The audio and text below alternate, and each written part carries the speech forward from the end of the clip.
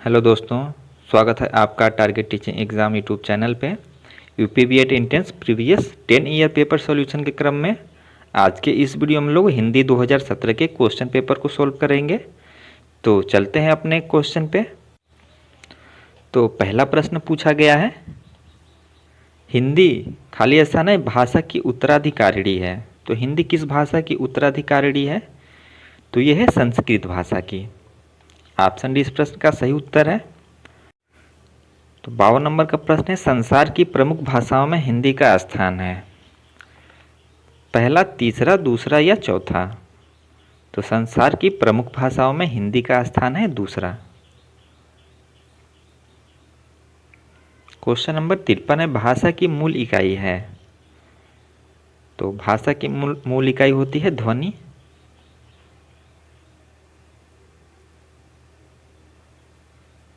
Question number 54, चरपाई खाली स्थान है शब्द है।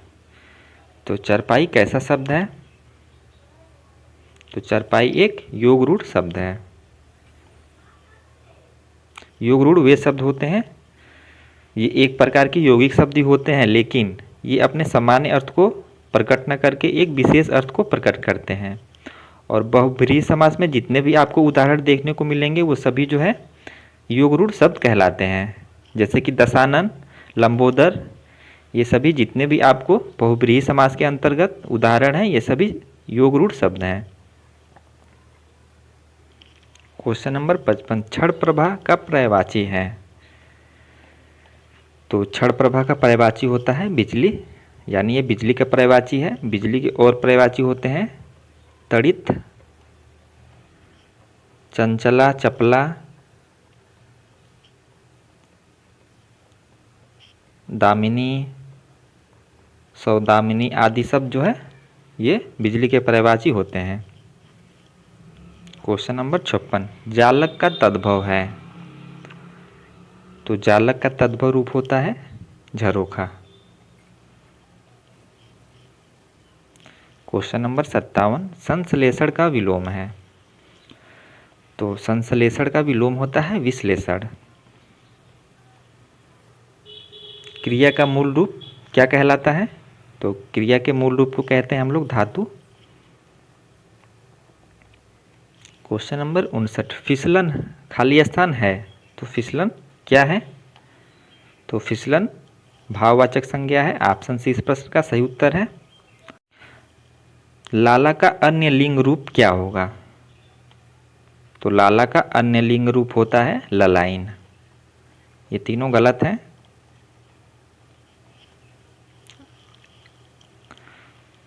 इकसठ नंबर का प्रश्न है, गायक का अन्य लिंग रूप क्या होता है?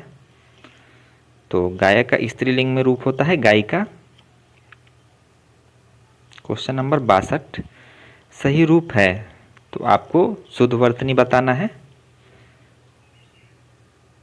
तो इसमें जो शुद्ध वर्तनी है जो ऑप्शन सी में दिया है साहित्यिक, ये सही लिखा हुआ है।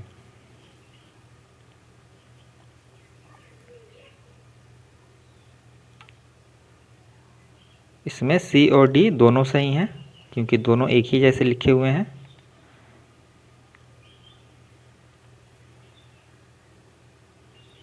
क्वेश्चन नंबर 63, सही रूप है। तो इकट्ठा कैसे लिखा जाएगा?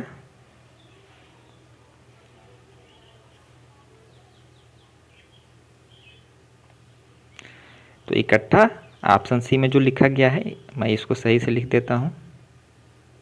ये जो है इकट्ठा का सही रूप है।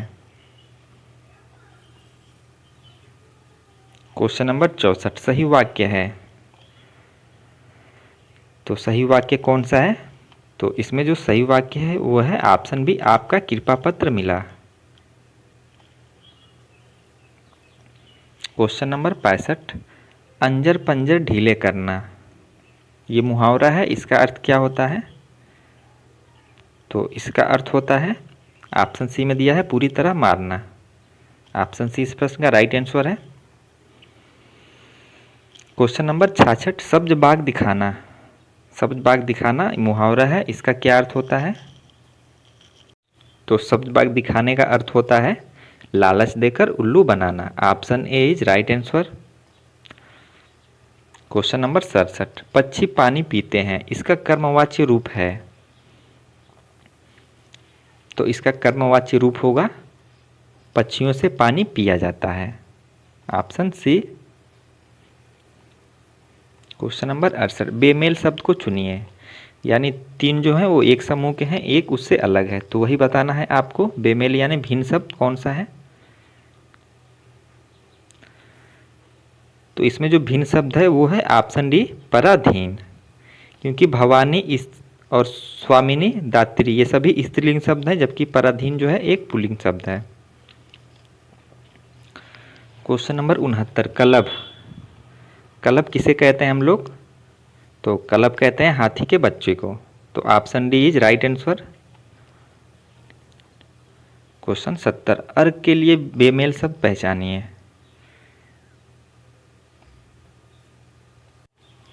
यानी प्रश्न ये कह रहा है कि अर्घ का आपको बताना है कुल मिला जुला के कि अर्घ का कौन सा इसमें से समानार्थी नहीं है। तो अर्घ का अर्थ मदार होता है, रस होता है, सूर्य होता है, लेकिन अंतर नहीं होता है। तो यही पूछा है कि अर्घ के लिए बेमेल यानी भिन्न शब्द कौन सा होगा, तो वो होगा अंतर। ऑप्शन सी इस प्रश्न का सही उत्तर है। क्वेश्चन नंबर 71, रिपोर्टाज का संबंध है, किससे है ये रिपोर्टाज का संबंध।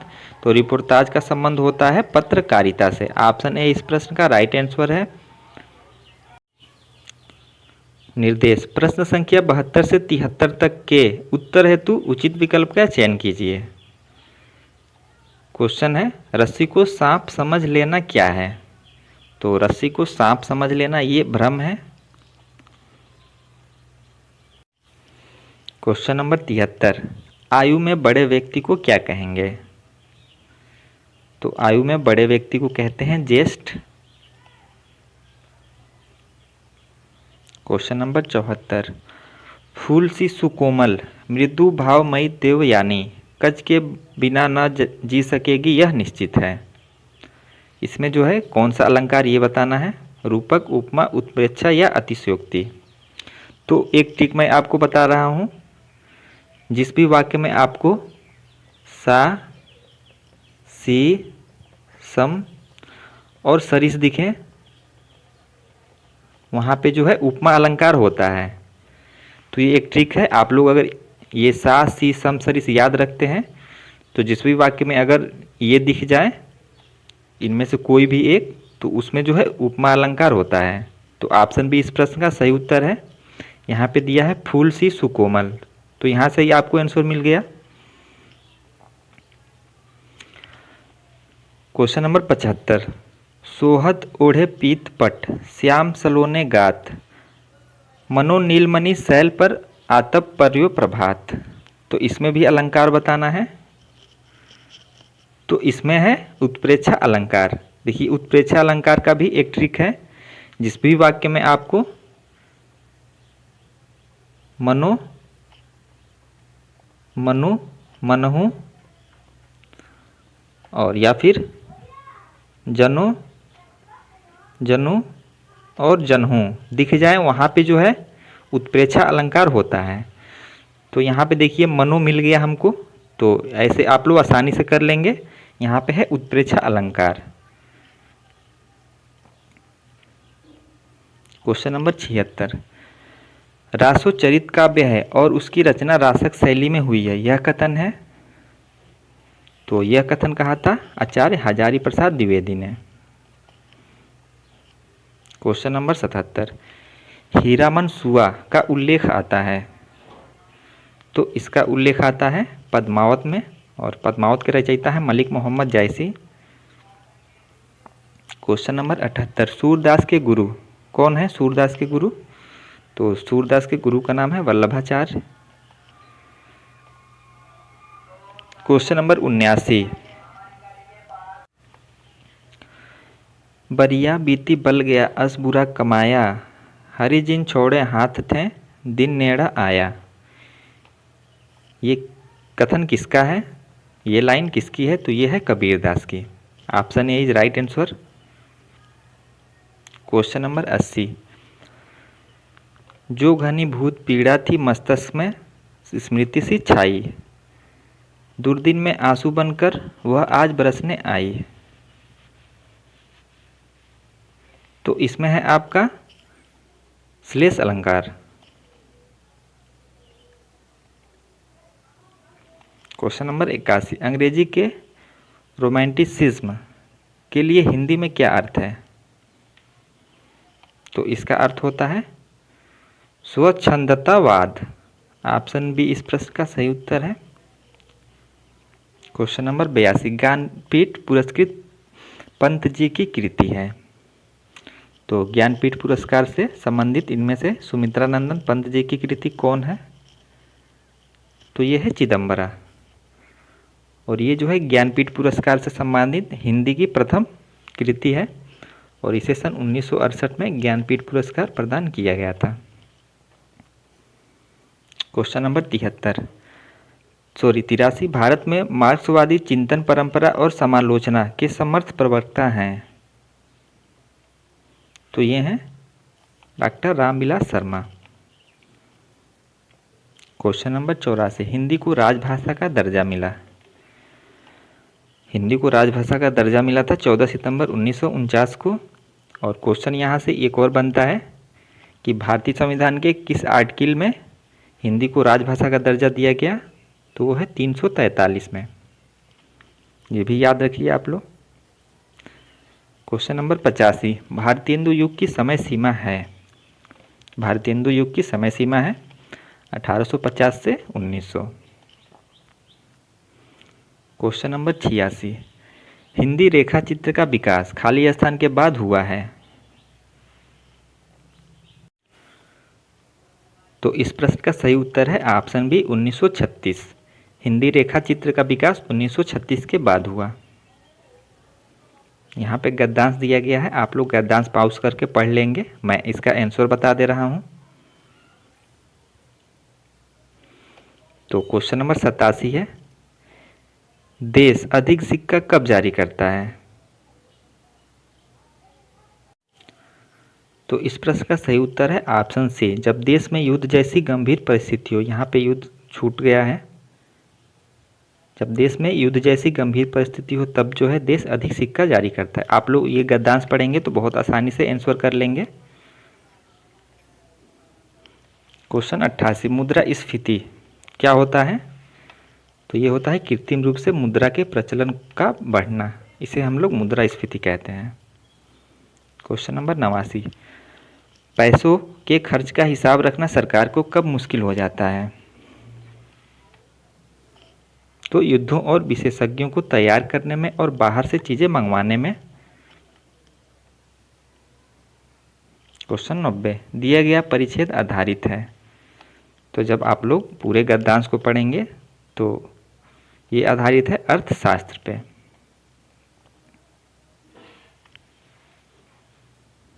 क्वेश्चन नंबर 91, निज भाषा उन्नति अहै सब उन्नति को मूल, बिन निज भाषा ज्ञान के मिटे न ये को सूल। इसमें आपको बताना है कौन सा छंद है। तो सबसे पहले आप लोग मात्रा काउंट कर लीजिए, 1 1 2 2 फिर 1 फिर 2 फिर 1 फिर 1 फिर 2। तो 1 2 2 4 2 6 7 8 9 10 11 12 13, इसमें 13 मात्राएं आ रही हैं। तो यहाँ से आप लोग आसानी से कर लेंगे अगर छंद पढ़ा होगा आप लोगों ने। तो इसमें है दोहा, क्योंकि दोहा के प्रथम और तृतीय चरण में 13 मात्राएं होती हैं और दूसरे और चौथे चरण में जो है 11 मात्राएं होती हैं। तो इस प्रश्न का राइट आंसर हो गया ऑप्शन सी, इसमें है दोहा छंद। क्वेश्चन नंबर 92 है, सुन सिय सत्य असीस हमारी, पूजहि मन कामना तुम्हारी। इसमें भी आपको बताना है छंद, चौपाई, दोहा, सोठा या बरवै।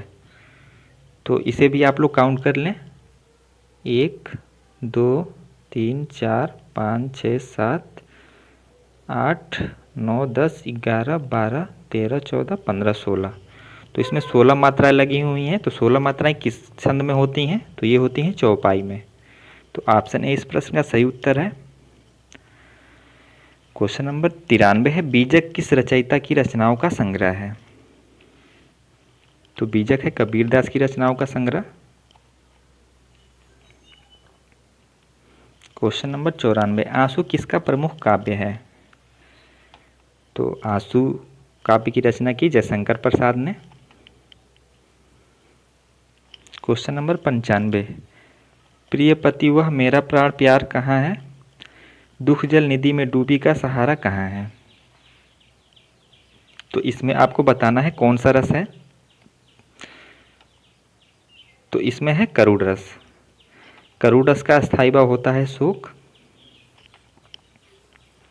क्वेश्चन नंबर 96, हिमाद्री तुंग श्रृंग से प्रबुद्ध शुद्ध भारती, स्वयं प्रभा समुज्ज्वला स्वतंत्रता पुकारती। जब आप लोग वाक्य पढ़ेंगे पूरा तो वाक्य से आपको पता चल जाएगा कि इसमें जो है किस रस की बात हो रही है। तो इसमें जो है आपका वीर रस है, और वीर रस का स्थायी भाव होता है उत्साह। जहाँ भी स्वतंत्रता आज़ादी ये सब शब्द दिखे वहाँ पे जो है वीर रस होता है।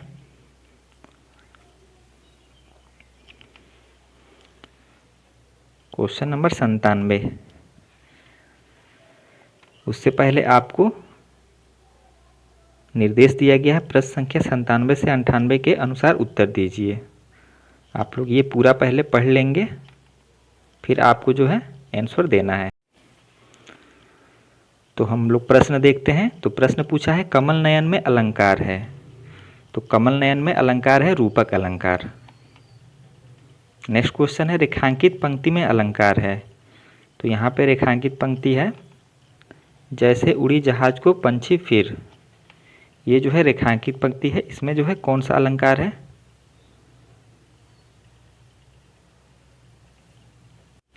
तो इसमें है उत्प्रेक्षा अलंकार। ऑप्शन बी इस प्रश्न का सही उत्तर है। क्वेश्चन नंबर 99 है, दिवसावसान का समय मेघमय आसमान से उतर रही है वह संध्या सुंदरी परिसी धीरे धीरे धीरे, उपयुक्त पंक्तियों में अलंकार है। तो इसमें अलंकार है मानवीकरण। आज का हमारा अंतिम प्रश्न, दिवसावसान का अर्थ है। तो दिवसावसान का अर्थ होता है संध्या। तो ये आज का अंतिम प्रश्न था। अब मिलते हैं आप लोगों से नेक्स्ट ईयर पेपर सॉल्यूशन के साथ।